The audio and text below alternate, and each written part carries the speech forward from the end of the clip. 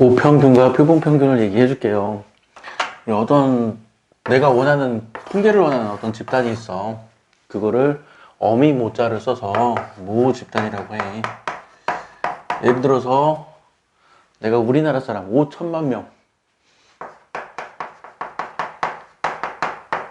5천만 명의 키를 다 통계를 내고 싶어. 그러면 5천만 명의 키의 평균을 내가 알고 싶으면 5천만 명을 다 조사할 수 있겠지. 이걸 가리켜서 전수조사라고 해. 근데 전수조사는 치명적인 약점이 있지. 뭐냐면 돈과 시간이 많이 필요하다. 이거 조사하는 사람들 인건비 줘야 할 거 아니야. 그리고 5천만 명 조사하려면 시간도 많이 걸리겠지. 이런 치명적인 문제가 있기 때문에 보통은 5천만 명을 다 조사하지는 않고, 때로는 5천만 명 조사할 때도 있어. 대표적인 예가 대통령 선거. 대통령 선거 때는 5천만 명의 의견을 다 물어보지. 근데 그렇게 하려면 돈이 엄청 많이 들어가. 시간도 많이 걸리고. 근데 이제 보통의 경우에는 돈과 시간의 문제 때문에 이 짓을 하지 않고 어떻게 하냐면 샘플을 뽑아. 우리말로 표본을 뽑아요. 표본을 뽑아. 내가 만약에 100명을 뽑았다. 그러면 표본의 크기가 100인 거야. 1000명을 뽑았다. 그러면 표본의 크기가 1000인 거지. 몇 명을 뽑았냐? 그게 표본의 크기. 표본을 뽑아. 그럼 이 표본을 뽑아서 1000명의 키를 재봤더니, 이 키가 평균 172cm였어. 그러면 이제 짐작할 수 있겠지. 우리나라 전체 평균의 키가 뭐 172cm 근처에 어떤 값을 갖겠네. 이렇게 짐작은 할 수 있겠지. 정확히 172cm라고 말은 못해도 그 근처 어떤 값을 가질 거라고 짐작을 할 수 있어. 그렇기 때문에 모집단의 특성을 알기 위해서 표본을 뽑아서 표본 집단의 특성을 보고 이 결과를 바탕으로 모집단이 어떤 특성을 갖고 있는지 그걸 추정하는 게 이 단원의 목표야. 근데 앞단원에서는 어떻게 하냐면 앞단원에서는 모집단에 관련된 정보로부터 표본 집단에 관련된 정보를 구해요. 이건 현실에서 일어나지 않아. 모집단에 대한 정보를 알고 있는데 뭐하러 표본을 뽑아서 다시 조사해? 그럴 필요가 전혀 없지. 이건 현실에서는 일어나지 않아. 그리고 이 결과를 보고 이것을 연습을 한 다음에 뒷단원에서는 뭘 연습하냐면 표본 집단에 대한 정보로부터 모집단에 대한 정보를 끄집어내요. 이것은 현실에서 일어나는 일이야. 이거는 현실에서 일어나는 일이다. 가끔 여론조사 같은 거, 설문조사 같은 거 보면 맨 끝에 이런 멘트가 있어. 표본 오차는 95% 신뢰 수준에서 플러스 마이너스 3.1%포인트다. 이러한 표현이 있어요. 지금은 관심 없어서 잘 모르겠지만 나중에 관심을 한번 가지고 무슨 설문조사나 여론조사 같은 거 그런 거 뉴스를 잘 들어보면 혹은 인터넷에 있는 뉴스 기사를 잘 읽어보면 맨 마지막에 그런 표현이 있어요. 표본 오차는 95% 신뢰 수준의 플러스 마이너스 3.1%포인트다. 이런 표현이 있는데 이제 이 단원이 끝날 때쯤 되면 그게 무슨 뜻인지 알아들을 수 있을 거야. 이렇게 앞부분에서는 모집단으로부터 표본 집단의 성격을 구하는 것을 할 거예요. 그러기 위해서 이제 이게 필요해. 이거는 내가 정확히 증명은 어렵고 예를 들어서 정확한 예도 아니야. 부정확한 대충의 예를 들어서 어떤 느낌인지를 설명을 해줄게. 한 학년에 300명이 있어. 300명이 시험을 봤는데 평균이 60점이라고 하자. 그러면 반이 있겠지, 반. 1반, 2반, 3반, 4반 이렇게 10반까지 있을 거야. 한 반에 30명씩. 그러면 보통 300명의 성적 분포라면 이게 가로축이 성적이고 세로축이 사람 수라면 대략 60점이 평균이면 60점 근처에 이런 분포를 이루겠지. 이런 분포. 당연히 개인 성적은 90점 넣는 사람도 있고 30점 못 되는 사람도 있을 거야. 개인 성적은. 근데 반평균을 한번 생각해봐. 30명 반평균이 90점 넘을 수 있을까? 전체 평균이 60점일 때 30명 반평균이 90점 넘을 수 있을까? 좀 아닐 것 같지. 그치? 만약에 뭐 우열반으로 나눠서 1반은 가장 똑똑한 애, 3번은 가장 공부 못하는 애 이렇게 나눠가지고 하면 일반 평균이 뭐 90점 나올 수도 있긴 할 거야. 근데 이렇게 하면 문제가 발생하지. 그래서 보통 뽑을 때는 랜덤하게 뽑아. 임의로, 무작위로 뽑아. 임의로. 무작위로 뽑아서 일반에 집어넣고 무작위로 뽑아서 2반에 집어넣고 하면 이 일반의 성적은 60점에서 그렇게 크게 벗어나지 않을 거야. 아마 반평균이 70점 나오기도 어렵겠지. 이게 지금 이거야. 이게 지금 이게 얘기야. 이게. 자, 만약에 30명이 아니라 2명을 뽑는다 그러자. 300명 중에 2명을 뽑아서 평균을 내. 그러면 어쩌면 운 좋으면 90점이 나올 수도 있겠지. 근데 30명의 평균을 내면 90점 안 나올 것 같잖아. 그치? 그러니까 30명의 평균을 뽑으면 70점은 왠지 안 나올 것 같지. 60점 근처에 어떤 값이 나올 것 같지. 뭐 정확히는 나도 모르겠지만. 그래서 대충 뭐 1반은 58점 나오고 뭐 2반은 뭐 60점 나오고 3반은 61점 나오고 뭐 4반은 뭐 57점 나오고 뭐 이런 성적이 나올 거야. 이런 성적이 나올 거야. 그래서 엄격히 말하면 이건 잘못된 설명이에요. 왜냐면 표본은 겹치게도 뽑을 수 있거든. 랜덤으로 뽑다 보면 첫 번째 표본을 뽑아. 그리고 두 번째 표본은 첫 번째 표본과 겹치지 않게 뽑을 수도 있는데 뽑다 보면 겹치게 뽑을 수도 있어. 근데 이렇게 반을 나눈다는 것은 뽑은 사람은 또 뽑지 않지. 그러면 이건 사실은 수학에서 말하는 것과 현실과 맞지는 않는데 그냥 이해를 돕기 위한 예니까 그냥 그러려니 해줘. 그러면 얘네들이 성적이 평균 60점 근처라는 것은 짐작할 수 있을 거고, 그리고 얘네들의 1반, 2반, 3반, 4반에 10반까지의 평균은 몇 점일까라고 물어보면 평균은 60점 될 것 같지? 평균은. 그지? 자, 전체 집단의 평균을 모평균이라고 그래요. 모집단의 평균은 모평균이라고 그래. 모집단의 평균은 모평균이라고 해서 기호로 M이라고 써. 그리고 표본의 평균이 이렇게 써. 1반 평균, 2반 평균, 3반 평균, 4반 평균 이 뜻이야. 표본의 평균 이렇게 생각해줘. 1반 평균, 2반 평균, 3반 평균, 4반 평균 될 거야. 그러면 이 표본의 평균의 평균, 그러니까 반평균의 평균을 생각할 수 있겠지? 그거를 이렇게 해서 표본의 평균의 평균이라고 써. 근데 반평균은 뭐가 될 것 같아? 반평균은 전체 평균이랑 같을 것 같지. 그게 지금 이 이야기야. 반평균은 전체 평균이랑 같을 것 같구나. 반평균은. 자, 그러면 다시 이야기로 돌아와서 반평균은 60점 근처가 되겠지. 이게 막 80점, 50점 이런 점수는 잘 안 나올 거야. 반평균은 60점 근처에 분포를 할 거야. 그래서 반평균은 분포가 이런 식으로 뾰족하게 이루어질 거라고. 반평균은. 그러니까 개인의 성적은 이렇게 펑퍼짐한 분포를 가지지만 반평균은 이렇게 뾰족한 분포를 가질 거야. 그러니까 표본의 평균의 평균.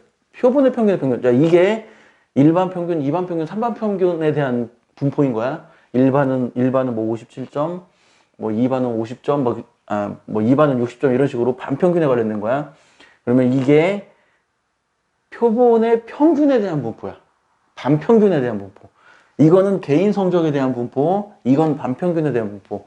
그럼 반평균은 개인 성적에 비해서 뾰족한 분포를 이뤄. 이 말은 표준편차가 작다는 얘기지?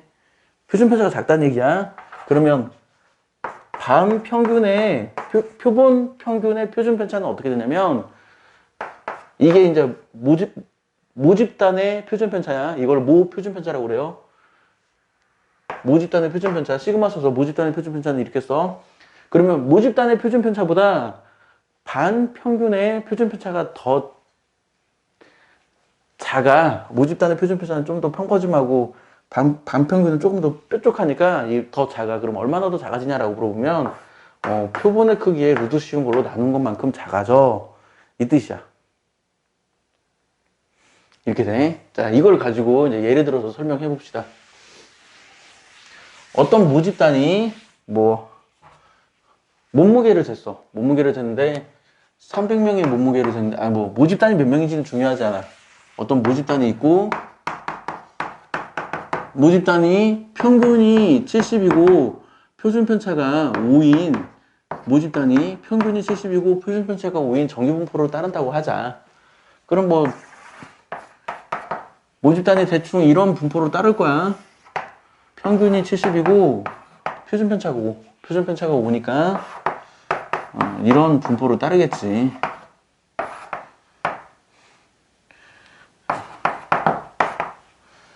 이런 분포로 따를 거야. 그럼 한 명 딱 뽑았는데, 이런 모집단에서 한 명을 뽑았어, 한 명. 한 명을 뽑았는데, 이 사람의 몸무게가 65에서 75 사이일 확률을 구하라. 이런 문제가 있다 치자. 그럼 어떻게? 표준편차의 한 배니까, 요게 정규분포 3413인가 3414인가 정규분포를 보면 이게 0.34 0.34123이 나오지. 3413 정규분포를 보면 0.3413이 나오니까 몸무게가 65에서 75가 될 확률이 얼마냐라고 물어보면 그 확률은 0.3413의 2배가 될 거야. 0.3413의 2배가 돼요. 이렇게. 자, 또 한 명을 뽑았는데 그 사람의 몸무게가 예를 들어서 60과 80 사이일 확률이 얼마냐라고 물어보면, 그러면 표준 정규분포에서 보면 이게 0.477이니까 0.477의 2배인 0.9544가 될 거야. 0.9544. 자, 이거는 정규분포 단원에서 얘기했던 내용이야. 정규분포 단원에서 이 얘기를 했어요. 한 명 뽑는 건 정규분포에서 이야기하는 거야. 자, 그러면 이제는 한 명이 아니라 몇 명을 뽑을까? 한 명이 아니라 25명을 뽑자. 25명을 뽑아. 그럼 25명의 평균을 생각할 수 있지. 25명의 평균. 그거를 이렇게 써. 표본의 평균. 그러면 25명의 평균이 한 명을 뽑으면 뭐 80 정도 나올 수 있고 90 정도, 80kg도 나올 수도 있고 90kg도 나올 수 있는데 25명을 뽑아서 평균을 내는데 80kg이 나오기는 힘들겠지. 이 평균 근처가 되겠지. 평균 근처. 그러면 69에서 71 사이가 나올 확률을 구하라. 이렇게 물어보면 69에서 71 사이가 나올 확률을 구하라라고 물어보면 어떻게 하면 되냐면 새로운 표준편차를 쓰는 거야.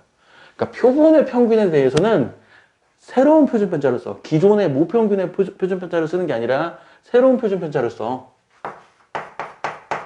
새로운 표준편차. 원래 표준편차가 5인데 25명이니까 루트 25로 나눠. 25명이니까 루트 25로 나눠요. 그럼 1 나오지.